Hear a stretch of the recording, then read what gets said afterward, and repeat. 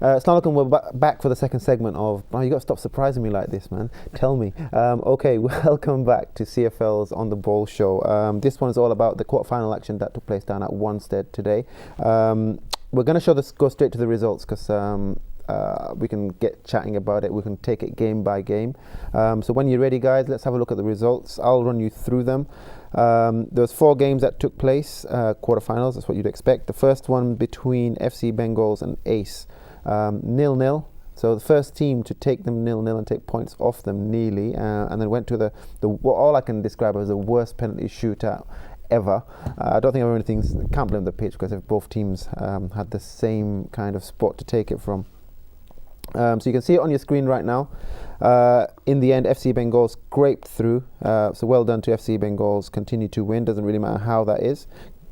Aberfeldy in a crunching game, winning 5-0 against Shadwell FC, Premiership opponent. So Aberfeldy, my tip for the league and the cup, to be honest. Let's see how they get on. Seoul losing 4-3. Is that right? So a very close game with our manager to the left of Elsa. So and the final game of the day, Brick Lane beating E7. This, I don't know if it's a surprise result. Maybe the season E7 are having this season. I don't think it's much of a surprise really. We can talk about Enam. He's here as well. E7 and Enam. Let's see what's going on down there. Right. Okay. I guess there's only one place to start. Enam, you're here. Walaikum salam. Let's. As usual, we've got Shuel to my left. Sanabai is still here to talk about some of the action with refereeing the games today, and our regular guest now becoming Elsa's manager, Iqbal. Welcome. Assalamu alaikum. Walaikum salam. Right, I'm going to start with E7. You're losing 4-1 to Brick Lane. Was it expected? I don't know. We really struggled today in terms of players. In terms of the result, I think it was deserved for E7 to lose in that game because players telling me on the day they're going to turn up, it's not good enough, they're not coming. And I promise you this, they're never going to kick a ball for E7 ever. So players who told me they're going to come, they better not come again because they're not going to play for us. That's it. And Brick Lane deserve to go through. They're going to be playing Elsa now. I'm sure Elsa will give them a better game than E7 could. Okay. So that's all I'm going to say. It's been a strange season at E7. This is not the first time this has happened where you've players not turning up and you're struggling to get 11 players. Is it just a case of not having the personnel or the same personnel, or the guys are becoming old, or they're getting tired? What is it? I mean, I've been managing for 15 years and I've never, experienced this kind of embarrassment really. The best thing I could do this season, or we done this season, is creating the B team. I mean, we don't like to call it the B team because they're playing like the A team, aren't they? Mm-hmm. And that's the best things come out for us this season, is creating that team there, because they deserve better than, the first part of the season wasn't good, but you have to give credit where it's due. Iqbal's done a tremendous job there. Okay, Iqbal, with your E7 hat on, you're a player for E7.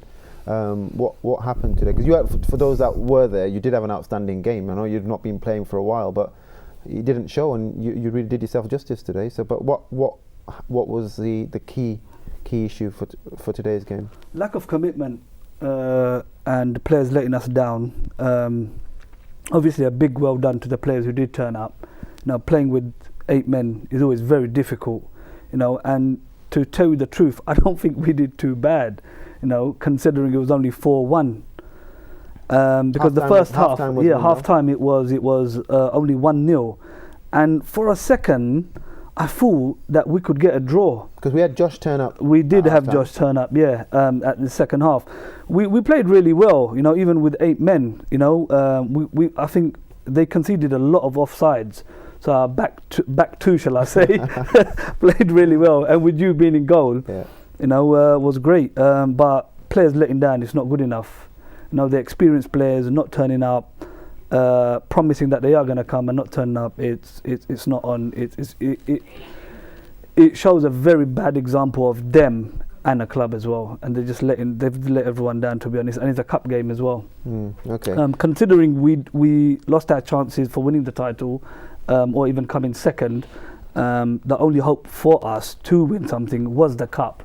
So you'd expect to have at least minimum of about 14 players today turn up, and we only had 8. Yeah, It's ridiculous. And we've known about it for 5 weeks. I think that's Absolutely, you know, yeah. I was going to say that as well. As I mean, you've got a full squad. I mean, by the sounds of things, it's like, did you only look at having your fixed 11 plus 3 subs, or did you discuss it with the whole team or not? I mean, for us at Sire, for example, everybody will known about every single game. Apologies are given in advance and the rest of it. We do the whole thing like that. Yeah, of course. And we anticipate to get 15, 16 players to come up on a weekly basis. But at the same time, Imral's seen us as well, where we've struggled to have 11 this season. I don't know what it is as well. With ourselves, it's the same thing. So I don't know. Is it you're expecting your fixed 14, or are we expecting more to come up? Or? Well, we obviously, like most people now, they have a group WhatsApp, and we've got a Team E7 WhatsApp, and a lot of people did say they're going to turn up. Obviously, they know about it. 5 weeks ago, they knew about it. They knew how important it is for the club. And individually, you want to win something as well. Otherwise, the whole season's gone to a waste, right? So everyone knew about it. If they had other commitments, they could have cancelled them. You know, the fixtures are up on the internet, and Ambay sends it out on the WhatsApp group message as well. And when you come on the day and not see players there, it's just so disheartening. But we didn't let that stop us. There was still a lot of fight, and if Brick Lane were here, they'd probably tell you that it wasn't easy for them neither. And at times I felt as if we played with 11 men. It's a shame, you know. It's disappointing. And as an Elsa manager, I would have preferred to play E7 anyway. Show them who's the A team. We're going to talk about Elsa in a bit, but Sanabai, obviously, this is an age-old question for Sunday League teams, but you don't really expect it from the champions. But let's take a minute to talk about Brick Lane. Obviously, they can only do what they have done and beat the team that's in front of them. But you know Brick Lane very well, as does Shuel. I'm sure we all do, but you two in particular. Tell us a bit about, in terms of their strengths for the semi-final game, that when they face Elsa. What do you expect going into that game? I think it'll be an interesting game, to be honest with you, because I think, as Anam said before, Elsa to begin with did not have a greatest of season, but now they've actually picked up and they're actually doing really well. I was refereeing today's game, and to be honest with you, they were really strong in certain parts of their game. They could have even scored a few more goals, although during the game there was a situation where there was 2-2 and Seoul did have a opportunity to go ahead. We'll talk about Elsa in a bit, but I really want to know about Brick Lane in terms of, because we've not really had the chance to talk about them. Shuel, their captain Shakil, I know off air we were talking about, Enam and Iqbal were saying what a good player he is. Is he being best utilised at a club like Brick Lane, or do you think he should be playing with a better club? Not to say that Brick Lane isn't a good club. I mean, you can take for example their summer league last summer. I mean, they came third only to Ponders and Mohammedan, and it's probably their best season they've had in a long time, summer league football. So I guess maybe how they performed the summer coming, if they can really push up to being the top 2 team, maybe he isn't doing as bad as he possibly could do. Maybe he's lifting the whole team. I mean, I've played against them twice now, and both times, yes, he's fundamental in their team in every way, hence why he's probably been given the captaincy. But I think the whole squad in general, they do have a young, strong team in that respect, and when you're winning, automatically the passion's there. I mean, that buzz and that confidence is grown there. I think it's, if they start losing a couple of games, how they actually perform there, because Aberfeldy are now a lot closer to them in the league. Newark are still literally just breathing down their necks as well there. So it is getting tight now. So I guess the few weeks up and coming now will really show how Brick Lane are as a team, and how Shakil is as a captain, I suppose. Is he being utilised the best he can do at the moment? Yes, I think he is. I think the summer to come will probably decide whether he should have used his time elsewhere, possibly. I don't know. At the moment, they've grown in stature slowly but surely, and it seemed to have shown there. A few seasons back, he decided to leave Brick Lane and came to Mohammed and beat him with me as well there, because I think they were in a lower division in that respect there. So he tried that out for a little while. So I'm not sure. Okay, we'll come back to Brick Lane. We think we have our first call for the second segment. Assalamu alaikum, welcome to BFA's On The Ball show. What would you like to say? Hello, I am. Hello? Hello, Hello, I am Teja. Okay. All right, bye-bye. All right, let's just I Well, I think the guys in think the that's back. the wrong number. It's Yeah, supposed to wrong die number. I at- think they're after a kiddie show or something. That would be Iqbal talking. They probably thought it was a puppet show. Anyway, I'll take that on the Yeah. chin today. okay, yeah, but you know, and your take on. I don't know if this is the first time you Brick Lane. played Brick Lane. And No, we've what- played what- them in the summer league. We've with the winter, specifically the winter league. From what you saw I've today. played because I'm registered for Elsa to play, so I played in goal for them. Okay. For Elsa, and Elsa lost that game 5-1. So it was 5-1 in the No, it's 5-3. first game. First game.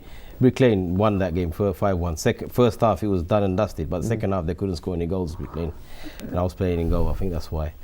But do they revolve around one player, or is there more? No. They're a very organised bunch. They even today they were there 40 minutes before a kickoff. I could see a couple of them came, I think, 12 o'clock to watch a few games. That's how organised they are. If you're hungry for something, you organise your team, you come on time, warm up. They were ready for us. I know we was late today, but every week they're there on time, organising themselves. They got a good manager in place. For those, who's the manager? It's Hassan Astat, Brick Lane, Abdul right? Hassan. Abdul Hassan. But the thing is, you could tell by the organisation and the managers on point, the players want to play. They want to play for each other. I mean, today you had a few, offside against them. They were caught out offside a lot of times. I mean, against a very organised team, they would have paid the price for that. But obviously they got away with it today. And some crucial misses. We played a sweeper. Emru, he was playing as a sweeper as well. Yeah, two roles today. He was a defender and a goalkeeper. But I'm saying no, they're very good. I mean, Premiership, it's going to be exciting next winter. It's going to be exciting. Definitely. But with Well, you have Brick Lane, what I've noticed, obviously a lot of the players, they've been playing together for a very long time. Yeah. It's just And flowers Manik, away. he's been training a lot of them. Like, what's their centre-back's name? I forgot now. The tall one.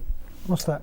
Mustak, he's a really good player and he's disciplined as well. And Manik's been training him for a very, very long time. And a lot of them, They've been like playing even as youngsters. So Because they used to be known as elite. elite. They Yeah, used to yeah, be known yeah, as yeah, elite. yeah. In terms of majority of players started And off they as played in the yeah. North Middlesex League or something? For a Was that little team? while. Middlesex County. County, League. that was the team, um, wasn't it? Lower division, but elite Doesn't youth. matter. Yeah, so it was on Yeah. Saturdays. And they got I good used to come. unity. They got good unity. They got Been good together for bond. quite a long time, Yeah. so they Okay. started off really well. We'll come back to that. Hopefully, we have another call. I'm not sure if I should take it. Good evening, Assalamu alaikum. Welcome to BFA's On the Ball show. What would you like to say? Hello? It's not sounding too promising. Assalamu alaikum. Assalamualaikum. Wa alaikum salam. Yeah, I don't know if it's a hello. Recognize that voice. Go on. Who is this? Abid, I mean. Hello? Is Abid? Oh, Abid, you're right. It's the Hawk family show again. How you doing? You're right. What would you like to say? Yeah, I'm alright. Good. What would you like to say? I want to congratulate Elsa for going to the semi-final and set for Isa and Pravashi. Okay. All right. Your mum pay you for that. Yeah. All right. Okay. Thank you for that, Abid. So I guess that's for Iqbal and your boys and for both of you. But well done. I know you got two teams. Your B team is Elsa. So we'll talk about Elsa in a second. But let's finish off with Brick Lane. I'll tell you what surprised me today. Now they were put up against 7 outfield players. We had 8. Started off with 8. Now I was surprised that the number of times they get caught out with that offside. You'd have thought 1 time, 2 time. There's some that for me is a bit of naivety came into it. Now, Shuel, this question's for Shuel and Sanabai here, but they've got to take from that moving forward, surely, because and it happened more in the second half. The number of times they were caught offside, and it wasn't even it was a very basic offside line that we were playing. They've got to do a bit more learn from that, and hopefully they've played that. I didn't actually see the game, so Yeah. I can't really comment on that particular. But only thing I can imagine is when you have opposition with lesser sort of like numbers, you tend to get complacent. So that could have played a part in it. I'm not 100% sure if that was the case. But again, if you do fall in that trap once, twice, you shouldn't fall in the same trap third time. Yeah. The way I look at it, that's really naivety, or shall I say, completely wrong. But for your final words on Brick Lane, what you expect from them? I know you said it's going to be tough. They got the league to come. It is a 3-horse race now between Aberfeldy, Brick Lane, and Newark. And now they're into Aberfeldy are the semi-finals of the They're cup. both in semi-finals there, so yeah. I mean, If of the two, if you had to pick one, to possibly take it. If you take everything out, if you had to pick one to win the cup, if it was between them two, who would you say? The cup, oof. I think cup-wise it'd be tricky. I'd still say Brick Lane, but cup I'd probably say Aberfeldy. Okay. Yeah. All right. I'd think so, definitely. But I've got my money still. I think over one game, I think Aberfeldy will probably just put a lot more into it. Personally, I think that's what might be the case. But I think playing a few more games, I think Brick Lane's got that. They've got the lead at the moment. I think they'll hold it. I think they'll still take the league. I'm holding on to my tip, definitely. Okay. All right. You want to say anything? Yes, I do. I think when Brick Lane knew that we had 8 players today, they really wanted to punish us, and that's why they were very, very eager to attack. Yep. And we just played on that and kept our line really disciplined. And I think in the first half, they must have had about 8 offsides against them. And part of our team talk was, we can't play that offside because after conceding 8 offside against you, you'd kind of learn. So we said, we won't play that. And we played it and it worked again. So we just carried on playing. So obviously that's a big lesson for them to learn. But despite that, I got a lot of respect for Brick Lane. You know, I think they're a very, very strong and good team. Well done. Okay, Brick Lane guys, if you're watching, well done today. Like I say, it's never easy. I think what Sanabay hit the nail on the head. It really is. When you see you're playing against 8 players, you're kind of.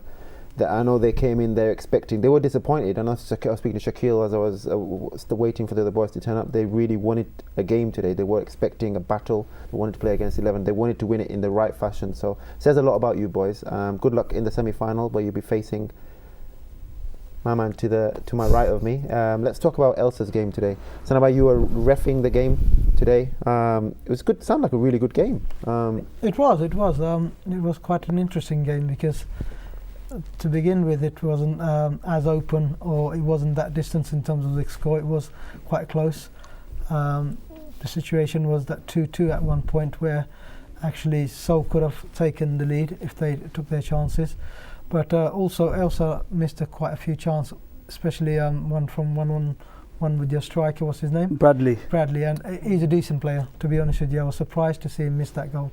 Yes. It was totally 1-on-1 with the keeper, and I don't know what happened to him there, whether the ground or whatever. But normally he buries them. He does score some fantastic goals. So I was quite shocked with that. But overall, I think Elsa deserved it. Especially from the width, they were crossing in the ball quite well, and I think they got 2 goals out of that crosses from on the left side, I think. So they actually worked their channels quite well. So I was not surprised, because the way they set themselves up, some of the players, as I said, that guy Bradley, he's a decent player, and a few others around him do put in a good shift. So they had that in their locker. The only thing I would say is they probably need to look at their person in between the post. Think about what. Don't start that again. I got in trouble. I got in trouble. I bumped into the goalkeeper today, and I literally bumped into him. I felt it, but listen, well done to you. You played them a couple of weeks ago? We did, yeah. In the league, and you remind us of the result. What was the score? That was quite bad actually. We lost 6-1, I think, against them. And so for turn it around today, but you've actually made it from what it was at the beginning of the season to where it is. You're going into every game expecting to win now. And I spoke to Sanabay after the game, and he was telling me that Elsa looked very, very useful, and you could be surprising a few teams in this cup. So where have they come from? Tell us a bit about the squad. Well, most of them they've come from Forest Gate actually. Most of the players. Mintu, he's my scouts person. He's been scouting them for me and bringing them in. And what I'm trying to install in my players is mutual respect, irrespective of how talented you are, and discipline. You know, 2 key factors. And one thing is that I like to take my team out of the changing rooms as a team. I see a lot of teams, they come in 2s and 3s and 4s. You know, I expect my captain to be on time every time, and for him to lead the team out. After losing 6 league games, I thought to myself, it can't get any worse, you know. And I said that to them as well. I said, boys, it can't get any worse. And so what if we're losing? We're gelling, we're learning. Every game, win or lose, we need to take something and we need to improve of that.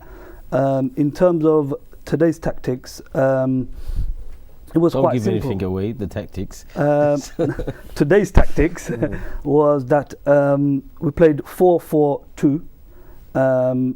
Couple of people did want me to play 4-5-1, but I felt as if when I played, because I tried that tactic with them previously, is when I played 4-5-1 and then I changed it to 4-4-2 in the second half, is that there's too much space in the middle in the second half for people to counter-attack or to attack. So I played 4-4-2 because I wanted that goal, and we did get the first goal, and then we conceded a silly goal, and it was a draw.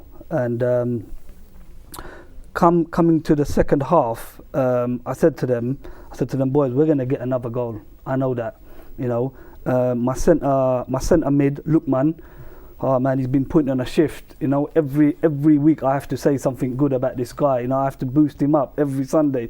He's been playing really well, battling all the games. But today, for him, he got stuck in that battle mode. So I had to take him aside and I said to him, look, today's not a battling game. Today you sit and you pin that ball and you use the wingers, you use the channels second half, because we got pace. Daniel is very fast. I got Tariq Young, I think he's about 18 years old. He's very fast, very skillful, reads the game really well. And I've got Bradley, who I know has got a shot. He's got an outside foot and he can literally shoot from anywhere. So I said to him, look, today you read the game and you use the channels and you pin that ball left and right all the time. And Zhao, who plays with him in centre mid, I said, you just do the dirty work today. Today you clean it up for him. And my back four, great. I got any complaints about Hanif, the Bengali boy. He's really good. He wants to play centre mid, but I've told him you got to play centre back. And have you got a new goalkeeper? I have actually. I've got a new goalkeeper. I knew you were waiting for that. I have got a new goalkeeper. His name is Lawrence. He actually works with me. He's actually a natural five-a-side goalkeeper. Okay. And he's never played in another side in his life. Okay. Never. It's the first You need time. to talk about Tahmid, your right back. Oh my God. And a 40-year-old Reggie. Yeah. He's a soldier. My left back is 40 years old. Great. All right, listen, guys, we're out of time for the second segment. We'll come back. We'll finish on Elsa, and we can talk a bit more about Seoul as well. And Sanawai was refereeing the game. So, guys, go make yourself a quick cup of tea. When we come back, we're going to watch highlights from the FC Bengal and Ace game, as we know the outcome of that. But it was the first team to take the FC Bengal game to a 0-0, and they haven't scored a goal. So well done to Ace, and also we can continue our conversation to talk a bit more about the semi-finals as well. So we'll see you in 2 short minutes.